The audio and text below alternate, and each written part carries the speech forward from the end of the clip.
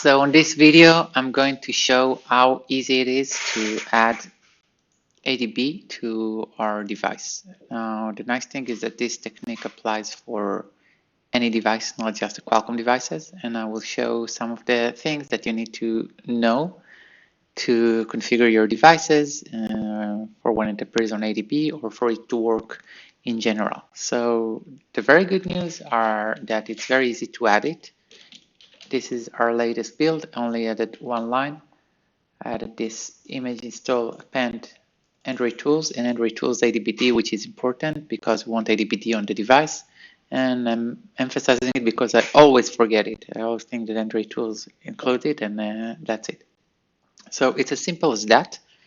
And the reason it's as simple as that is that we already used the meta open embedded meta OE layer because we need it for NIT-VNC.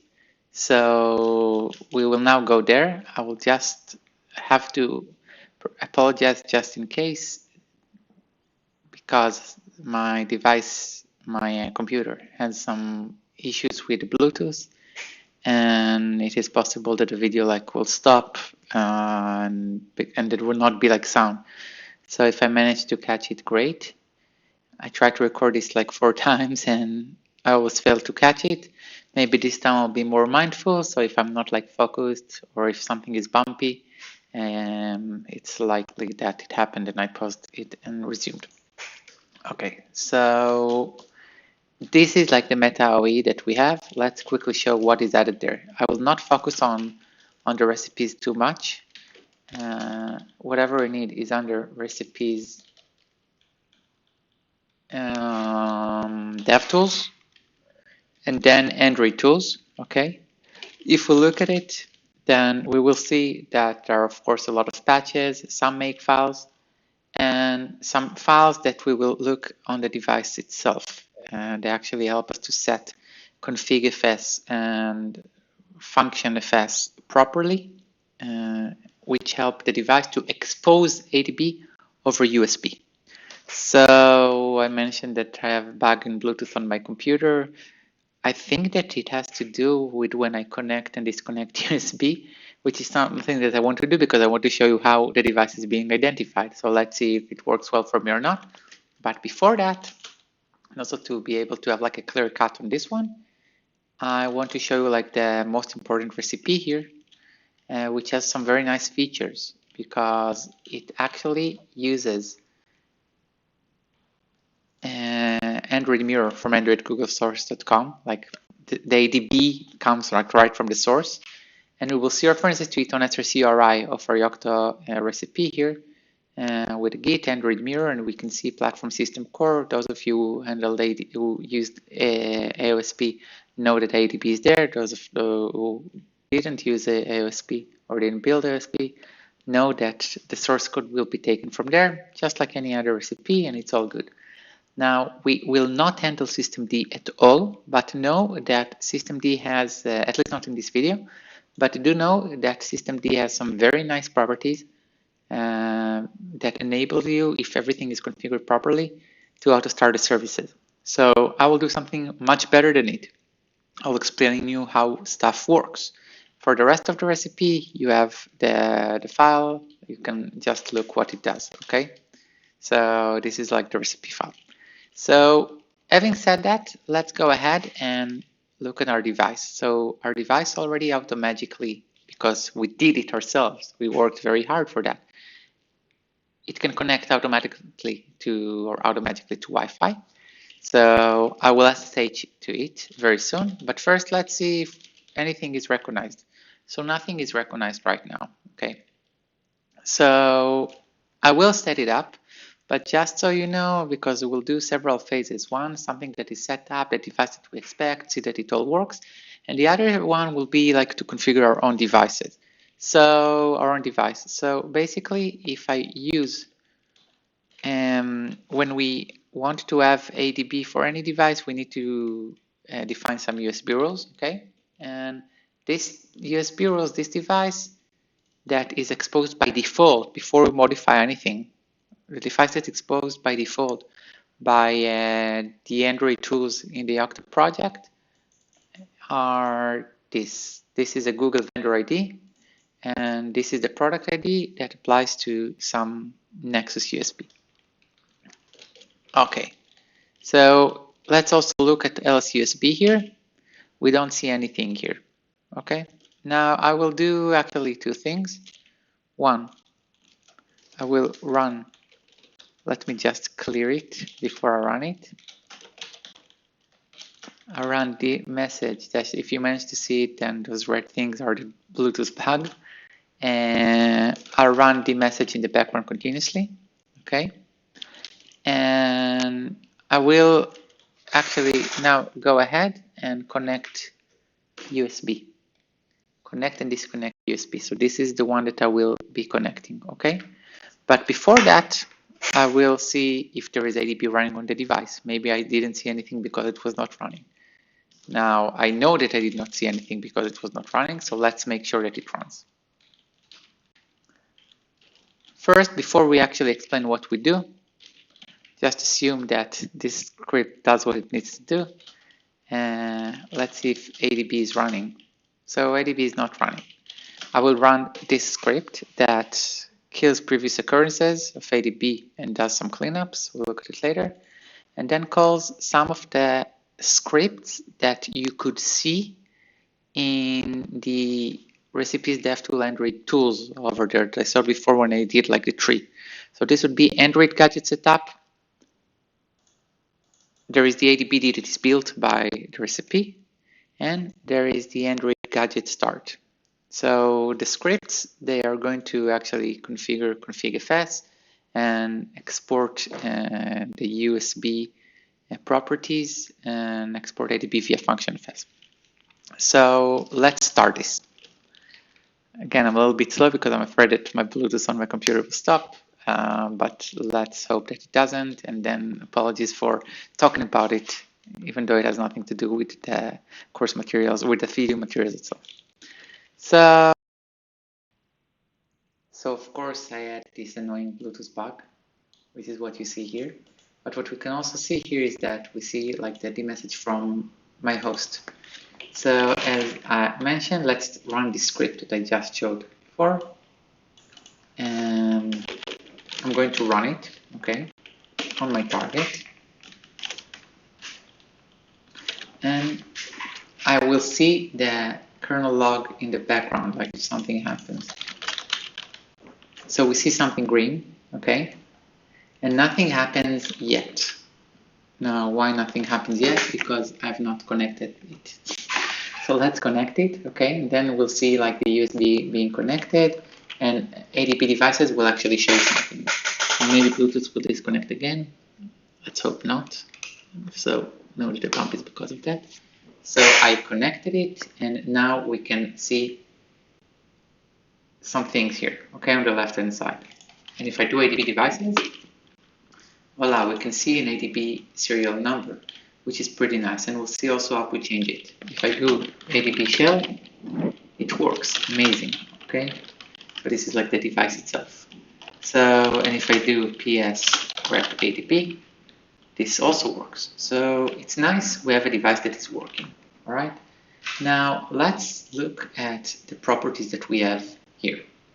The property that we have here, it identifies the devices. It has the ID vendor, which is Google, the ID product, and I already showed you how we had like the USB rules for this one. This is one ADB identifies it. I'll also show you what happens when we do not have the rules and how we add like our own device and how we change it. Okay. Also, the device itself exposes a name for itself, Qualcomm ARM V8A. It decides what it is. And it also exposes manufacturer, that it says Qualcomm. And it exposes the serial number, and there is a logic for all of this, like in the scripts, and you can change all of them to whatever you want, including the ID vendor and the ID product for the USB that you will see. And you will see on these kind of things like LSUSB, that's like what in the device itself. On LSUSB, on the host, you will see indeed that there is this thing, okay, like the vendor and product. But check it out. It does not say like a Qualcomm and QCOM ARM V7A, ARM V8A, but it says Google Inc. This is the vendor ID and Nexus 4. Why? Because these IDs are identifiable by the Linux, by the host database. So if the numbers are numbers that are not in that database, then it will actually show like the product and manufacturer. These numbers are in the database, so LSUSB does not care what the devices say, but when we connect the USB device, then it actually tells what the USB descriptor of the device says, like in the kernel message. So we have ADB, and this is fantastic. And I also think that all of this has been recorded so far, so this is also great. Now let's see what we did in order to achieve it. And from this, we'll understand what we can configure and what we should configure or modify. So let's check out run ADB again. We have a cleanup script, which I'm telling you that it just reverses the processes of the other scripts, but it's always good to look at the teardown to see what the other things do. So here we need to have configfs and have a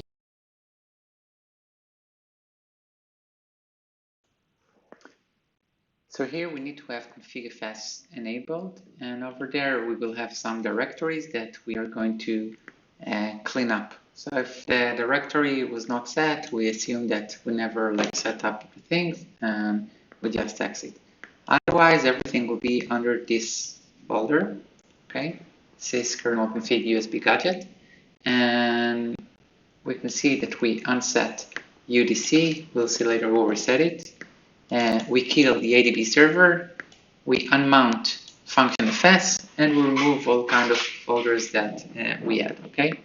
So you can take a second or a minute to look at this, because if you want to customize some of the properties, these are where we're going to do them, okay? So this X409, you will see it like again. So this is what we do. Everything is under the sys kernel config USB gadget, which means, as we know that it's a USB gadget, very important. This these methods that I will show now, they will work everywhere, but your bootloader, your Uboot, your whatever, your device trees must enable the function of a USB gadget, because your device can either be like on a gadget mode or like on a host mode, and it needs to be supported. If it's not supported, or it's not enabled by whatever runs the Linux kernel, then you cannot run it, obviously. So let's see, here you could see like this annoying error. You see it, you can learn that there is a glitch. I can't control it and I don't want to record again. So just bear with it, I think it's worth it. So we saw the cleanup function, okay? Now let's look at what we actually do here. So we have the first one here is the Android gadget setup. And as mentioned, because we clean up folders, then we are going to actually create it. So look what we do. We're going to go ahead and check it out. These are like the default manufacturer motor serial devices here, okay?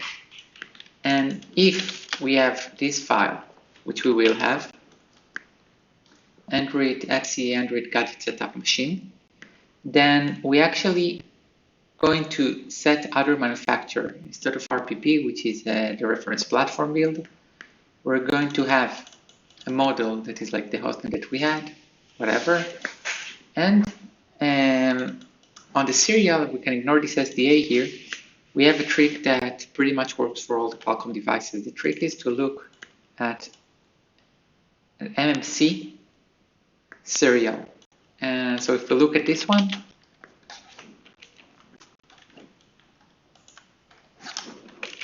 we will see that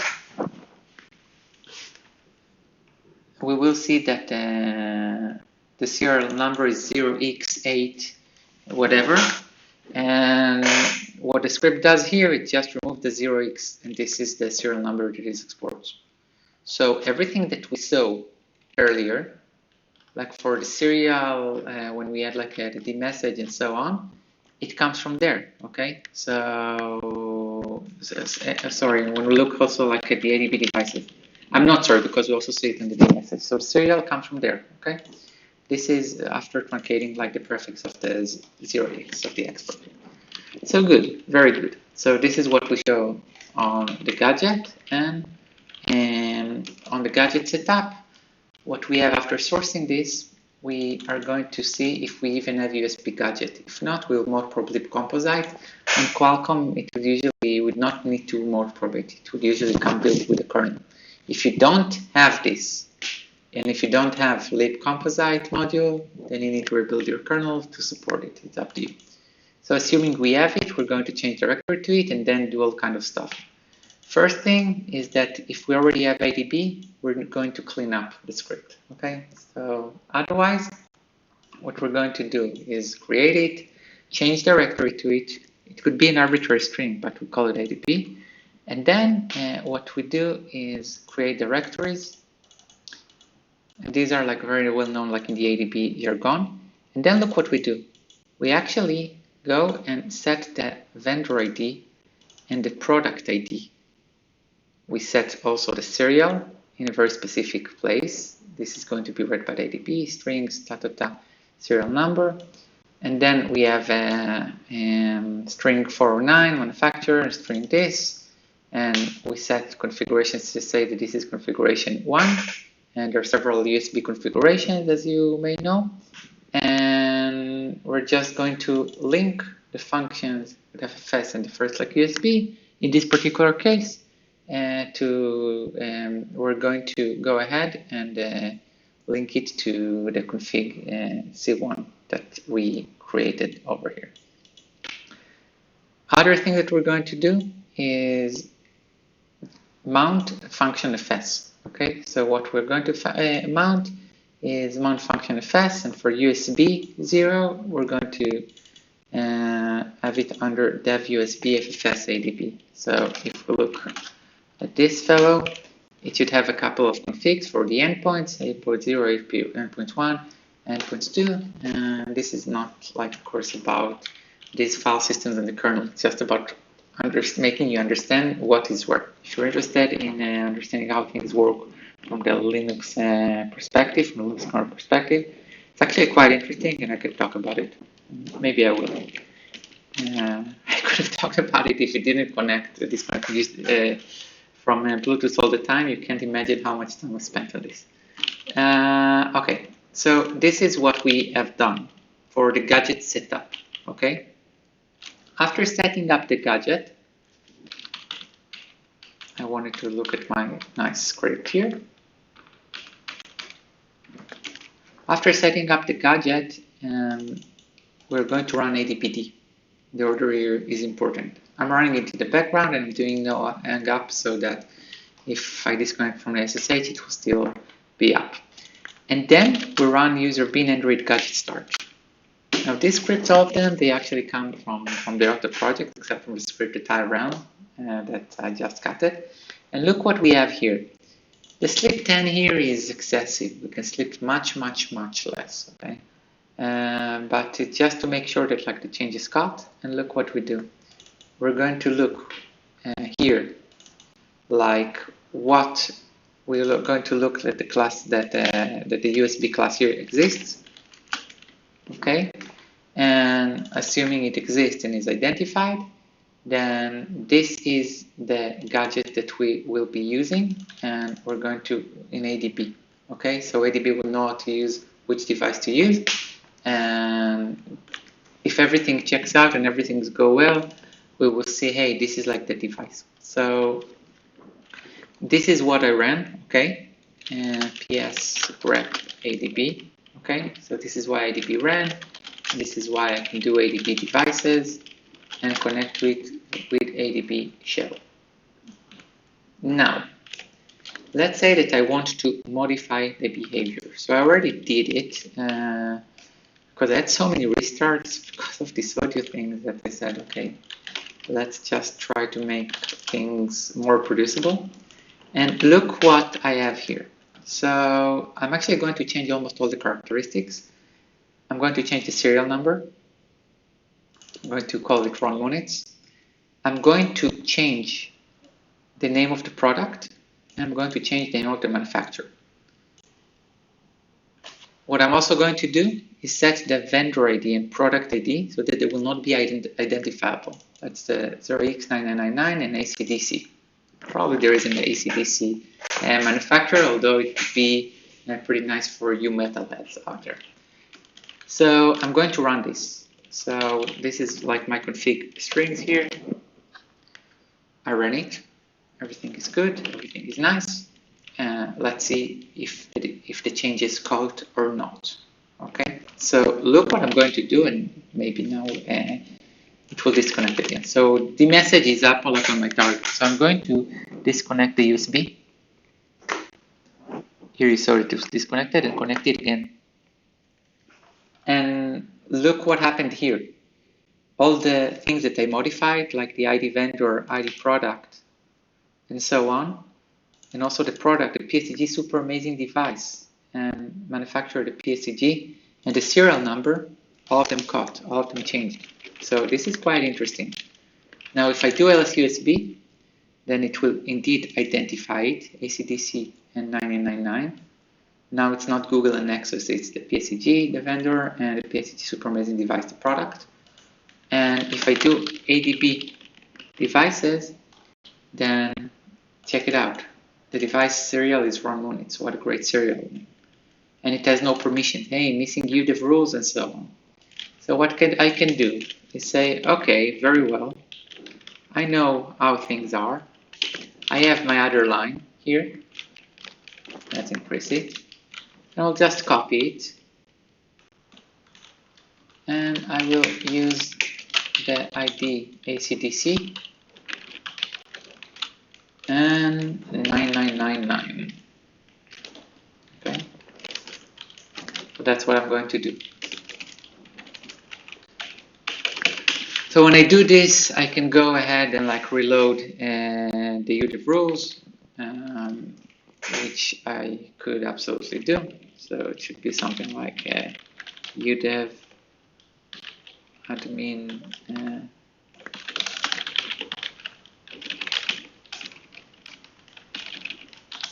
control reload.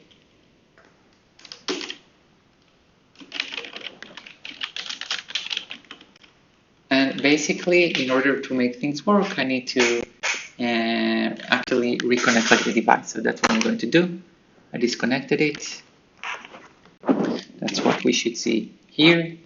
And I will connect it again. So I always look like at another log to see if the microphone still works or not. And I connected it. And then let's see what happens with adb devices. So now adb devices works. This is the device. And I have adb shell here. And everyone is happy. Now, all these steps that I've done, you can make them so that they run automatically, like what we did with automatically connecting to Wi-Fi, for example. We know how to do it. We also know how to do it in Yocto. And if you have systemd, then it will also work for you automatically, and this will be very nice. You can use the configuration files that I showed like earlier, like under Android tools here, in order to modify some of the behavior. Like if you need it, you will find it in a second. And I want to make this video a little bit shorter and avoid the risk of disconnecting the audio again. One last thing. This is all very useful if we want to take advantage of the Android framework, and especially like a bootloader, in order to do like software update and use fastboot, or like in Qualcomm, reboot to ETL, and so on. Now, when you reboot a system, then there is like a structure that enables you like to give a reboot reason.